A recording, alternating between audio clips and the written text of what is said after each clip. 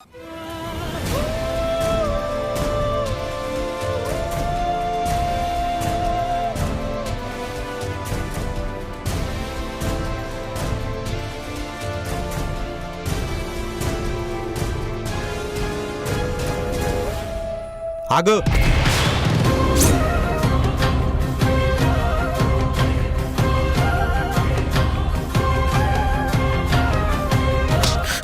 ఎక్కడికి వస్తున్నావు?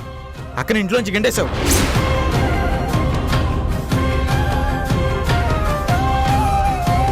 హాస్పిటల్ నుంచి గంటేశావు. ఇక్కడ ఏం చేద్దామని వచ్చావు? నేను చెప్పేది విను. ఏం చెప్తావు? అడుగడుగున అక్కను అవమానిస్తున్నావు కదా. అవకాశం దొరికినప్పుడల్లా చేదరించుకుంటున్నావు కదా. మీ అక్క నాకు బానిస, తను ఎన్ని చిత్రహింసలు పెడతానని చెప్తావా? వేణు, ఏం చేస్తున్నావురా? బావగారి నదులు నీకేం తెలియదు అక్క. ఎవరికి ఎలా ట్రీట్మెంట్ ఇవ్వాలో అలాగే ఇవ్వాలి. నీలా అమాయకంగా కూర్చుంటే అనగదొక్కేస్తారు. ఒక్క నిమిషం ఆగు. మగాడివి కదా, ఏం చేసినా చెల్లుతుందని ఆడదాన్ని అనగదొక్కినా పడి ఉంటుంది అనుకున్నావా? ఆడదాని మీద కాదు నీ ప్రతాపం. మగాడితో పెట్టుకో, నాతో పెట్టుకో. రా, ఎవరేంటో చూసుకుందాం.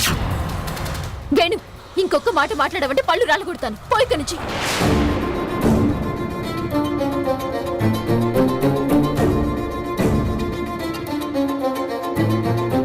అబ్బాబ్బాబ్బాబ్బా, ఎన్ని నాటకాలు ఆడతావే.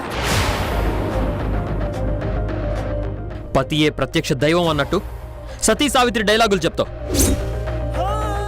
కానీ చేయాల్సిన చెత్త పనులన్నీ చేసేస్తాం. భర్తే లోకం అన్నట్టు షో చేస్తాం. భర్తనే కొట్టించే ప్లాన్స్ వేస్తాం.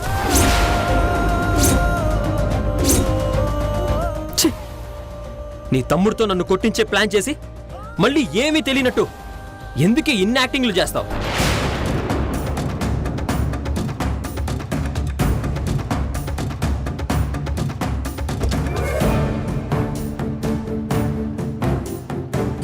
మీ మదర్ మీ వైఫ్ను చాలా కలవరిస్తున్నారు.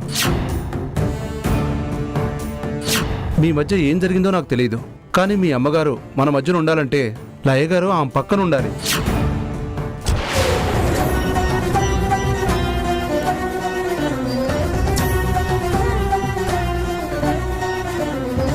అమ్మ నిన్నే కలవరిస్తోంది. నిన్ను చూడాలంట. రా.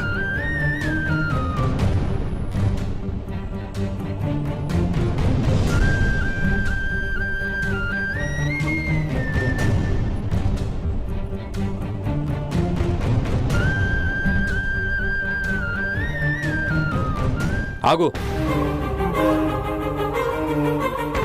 అమ్మ కలవరిస్తోంది కాబట్టి నీ దగ్గరికి వచ్చాను. జన్మలో నీ మొహం చూడకూడదనుకున్నాను, కానీ తప్పక చూడాల్సి వచ్చింది. ఇదంతా కేవలం మా అమ్మ కోసం, మా అమ్మ ఆరోగ్యం కోసం. దీన్ని అడ్డు పెట్టుకుని మళ్ళీ నా ఇంట్లోకి కానీ నా జీవితంలోకి కానీ రావడానికి ట్రై చేయకు. నాతో నీ ప్రయాణం హాస్పిటల్ వరకే. మన మధ్య సంబంధం అమ్మ డిశ్చార్జ్ అయ్యేంత వరకే. దాని తర్వాత నువ్వెవరో నేనెవరో ఈ కండిషన్స్కి ఒప్పుకునేలా ఉంటేనే కారెక్కు, లేదంటే వెనక్కెళ్ళు.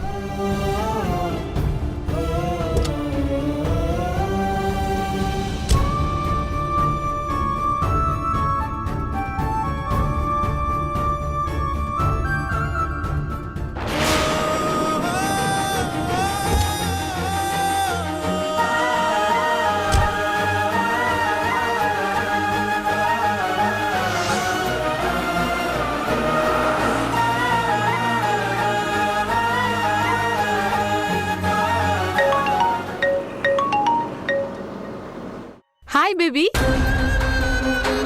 హాయ్. నీకు గుడ్ న్యూస్ చెప్దామని కాల్ చేశాను. ఏంటి? మన ఎంగేజ్మెంట్కి మా పేరెంట్స్ ఒప్పేసుకున్నారు రాకీ.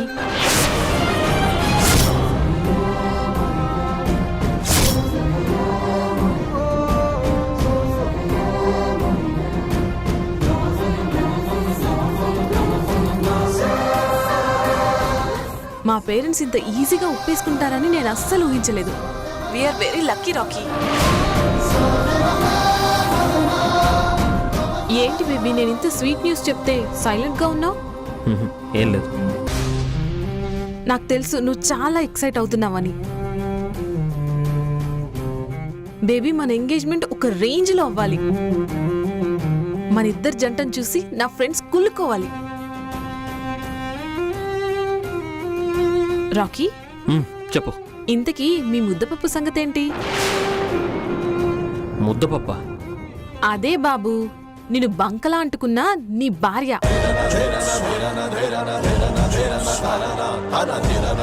నీకు వేస్ట్ గా తగులుకున్న నీ వైఫ్, తనని ఎప్పుడు వదిలించుకుంటావని అడుగుతున్నాను. తనని మన దారి నుంచి ఎప్పుడు తప్పిస్తావని అంటున్నాను. అలాంటి వాళ్లను వీలైనంత త్వరగా వదిలించుకోవాలి, వీలైనంత దూరంగా ఉంచాలి. తాళి కట్టించుకున్నది ఒకరితో, తందనాలు ఆడేది ఇంకొకరితో.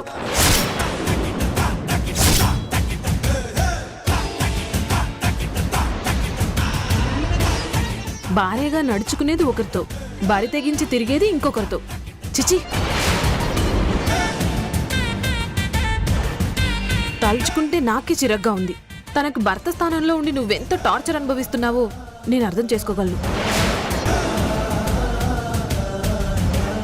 అయినా అలాంటి వాళ్ళ గురించి ఎంత తక్కువ మాట్లాడుకుంటే అంత మంచిది. భర్త ఫ్రెండ్కి దాసోహం అయ్యి భర్తకే ద్రోహం తలపెట్టింది.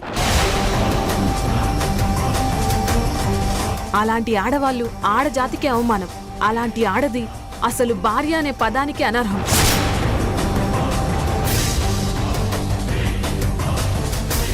ఫోన్లే బేబీ, ఫైనల్లీ తన మోసాన్ని తెలుసుకున్నావు, తన అసలు రంగు కనుక్కున్నావు. లేకపోతే నిన్ను జీవితాంతం మోసం చేస్తూ నిన్నొక జోకర్ని చేసి ఆడుకునేది. ఆ ద్రోహాన్ని కంటిన్యూ చేస్తూ నిన్నొక పిచ్చోడిని చేసి ఆనందపడేది.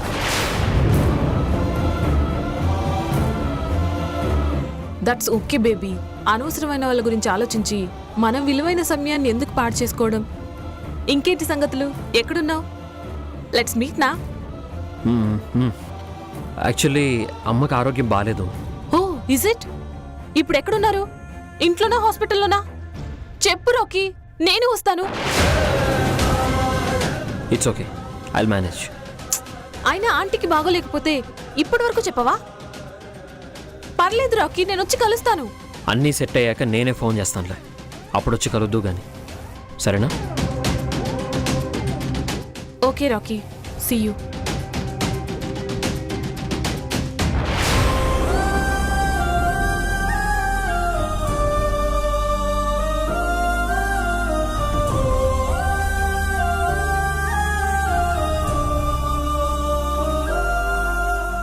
మన ఎంగేజ్మెంట్కి మా పేరెంట్స్ ఒప్పేసుకున్నారు రాకీ. తాళి కట్టించుకున్నది ఒకరితో, తందనాలు ఆడేది ఇంకొకరితో.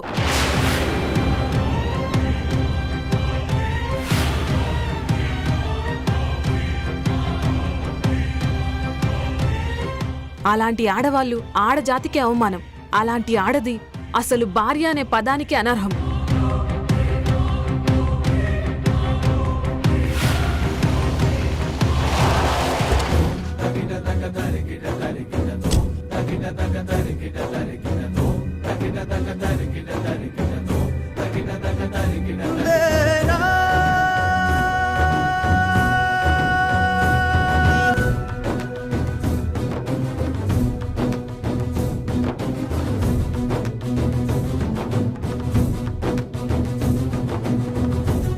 లయా,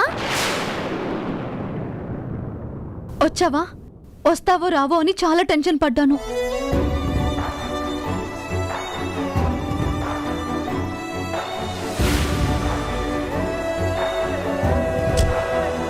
అత్తయ్య గారికి ఎలా ఉంది?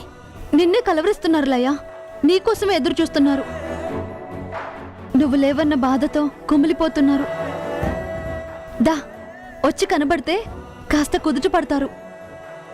రాలయ్యా.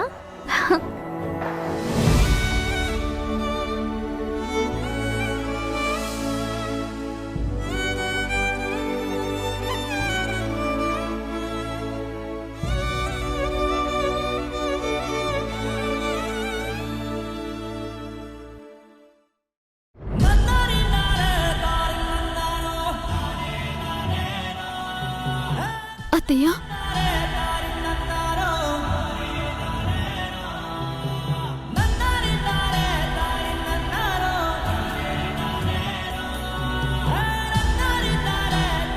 అత్తయ్య అమ్మాలయ్య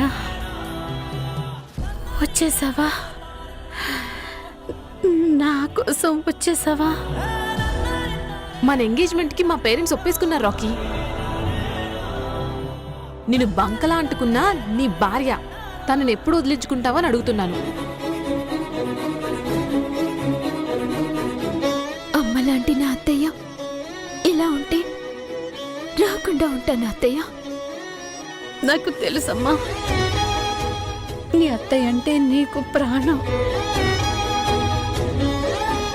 ఎంత పంత ఉన్నా పరిగెత్తుకొని వచ్చేస్తావు.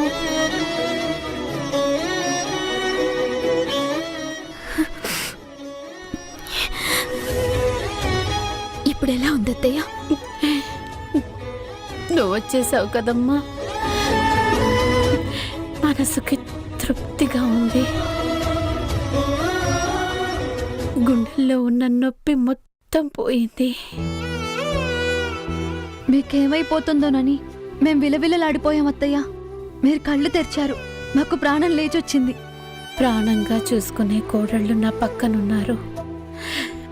ఇక ప్రశాంతంగా ఉంటాను. ఇక నాకేమవుతుంది చెప్పు అమ్మలయ్య. ఏంటత్తయ్య? నాకొక మాట ఇస్తావా అమ్మా? ఏంటత్తయ్య? మనకిష్టమైన వస్తువు మనకు దూరం అవుతుంది అంటేనే మనకి చాలా బాధ అనిపిస్తుంది. అలాంటిది మనకిష్టమైన మనిషి మనకి దూరంగా వెళ్ళిపోతే మనసు కుమిలిపోతుంది. అవునా? అవునత్తయ్య. అందుకే మన మనసుకి దగ్గరైన వాళ్లను మనం ఎప్పుడు దూరం చేసుకోకూడదు. దూరం చేసుకుంటే ఈ పరిస్థితి వస్తుంది. మీరిద్దరూ నాకు రెండు కళ్ళ లాంటి వాళ్ళులయ్యా. ఎవరు దూరమైనా నేను భరించలేను. అందుకేనమ్మా మాట ఇవ్వమని అడుగుతున్నాను.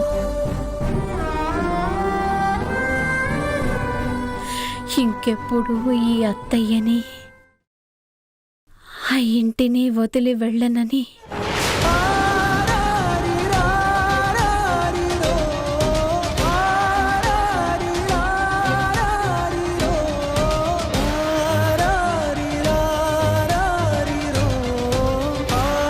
దీన్ని అడ్డు పెట్టుకుని మళ్ళీ నా ఇంట్లోకి కానీ నా జీవితంలోకి కానీ రావడానికి ట్రై చేయకు.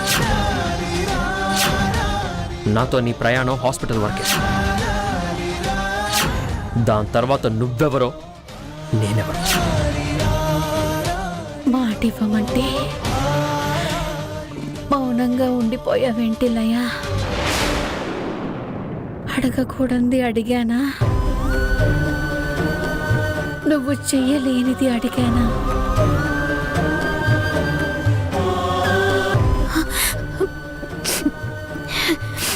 అదే లేదత్తయ్య. మరెందుకు ఆలోచిస్తున్నావమ్మా?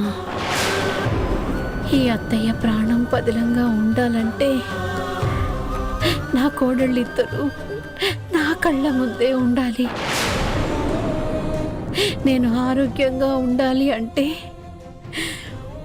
మీరిద్దరూ నవ్వుతూ నట్టింట్లో తిరగాలి. నాకు మాట ఇవ్వులయ్యా.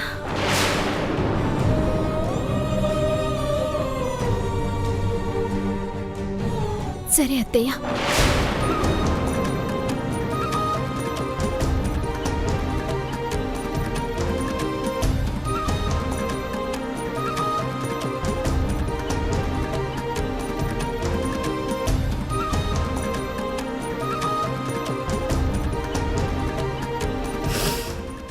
మాటిచ్చావు,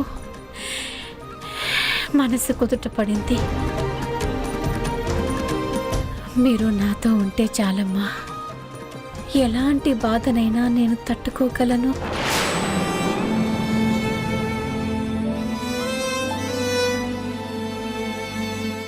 నాన్న గోపి, చెప్పమ్మా. నన్ను ఇంటికి తీసుకెళ్ళిపోండిరా. ఇప్పుడా? అమ్మా, నీ కండిషన్ నీకు తెలియడం లేదు. నా ఆరోగ్యం ఎలా ఉందో చూడ్డానికి మీరు హాస్పిటల్ మిషన్లతో చెక్ చేయాలిరా. నేను మాత్రం నా మనసుతో చెక్ చేసుకుంటే సరిపోతుందిరా. గుండెలో బాధ మోస్తున్నప్పుడే బాగా లేనట్టురా. ఆ బాధే పోయాక బ్రహ్మాండంగా ఉన్నట్టు. అమ్మా, అది కాదు, నువ్వు ఇంకా కొంచెం వీక్గా ఉన్నావు. నేను వీక్గా ఉంటే నన్ను స్ట్రాంగ్గా నిలబెట్టడానికి నా కోడళ్ళు ఉన్నారా. ఆ విషయం గురించి నువ్వేం ఆలోచించుకో. నేను చెప్పేది వినమ్మా. చిన్న చిన్నవి ఏవైనా ఉంటే నువ్వున్నావు కదరా చూసుకోవడానికి. ఇక నేను ఈ హాస్పిటల్లో ఉండలేను. నన్ను తీసుకెళ్ళిపోరా.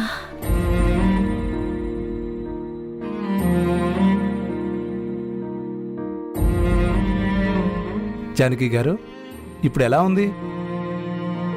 నా కోడలు వచ్చింది కదా, బాగుంది డాక్టర్. చెప్పాను కదా గోపి, మనసులో ఉన్న వెలితిపోతే గుండెల్లో ఉన్న బాధ తగ్గుతుంది. ఆరోగ్యం అంటే మందులు వేసుకోవడం కాదు, మనసు ప్రశాంతంగా ఉండటం. లయ రావడం చాలా మంచిదైంది. ఇప్పుడు చూడు, జానకి గారు ఎలా ఉన్నారు? అవును డాక్టర్, కానీ అమ్మ ఇప్పుడు ఇంటికి వెళ్ళిపోదాం అంటుంది. హాస్పిటల్లో ఉండలేకపోతుంది. కండిషన్ క్రిటికల్ ఏమి కాదు కాబట్టి పర్వాలేదు. కానీ ఇంటికి తీసుకువెళ్తే చాలా జాగ్రత్తగా చూసుకోవాలి. నో ప్రాబ్లం డాక్టర్, మేము ఉన్నాం కదా, మేం జాగ్రత్తగా చూసుకుంటాం. ఎనీహౌ యు ఆర్ దేర్ కదా గోపి, నువ్వు డాక్టర్వే కదా, సో జాగ్రత్తగా చూసుకుంటానంటే నాకేం అభ్యంతరం లేదు. Okay doctor, thank you.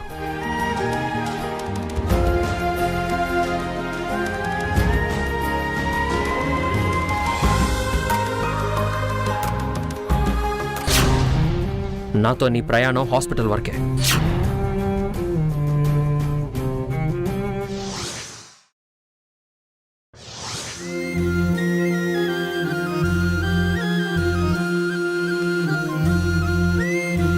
జాగ్రత్త. అమ్మా జాగ్రత్త. నాకేంట్రా, 2 కళ్ళలా 2 కాళ్ళలా 2 కోడళ్ళున్నారు.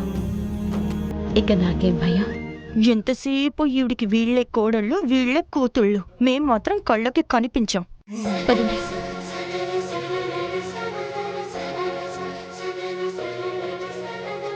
అమ్మగారు,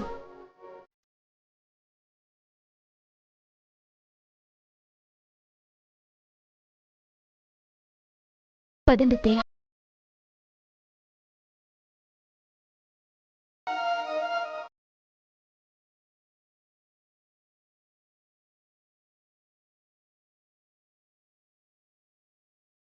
చాలా థ్యాంక్స్ రా. మొండిగా ఆలోచించకుండా మనసు పెట్టి ఆలోచించావు. లైన్ తీసుకొచ్చి చాలా మంచి పని చేశావు. దీనికే థ్యాంక్స్ ఎందుకురా, అమ్మ నాకు కూడా అమ్మేగా. నీకు అమ్మే, కానీ అవసరమైన సమయంలో ఈగో పక్కన పెట్టి ఆలోచించావు కదా. లయ్య రాకపోయి ఉంటే పరిస్థితి వేరేలా ఉండేది.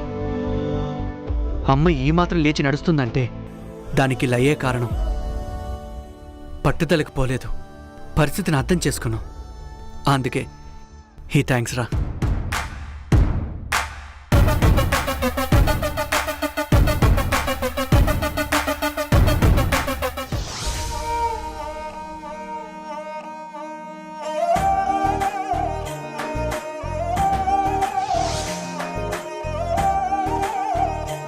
కాలు ఓకేనా?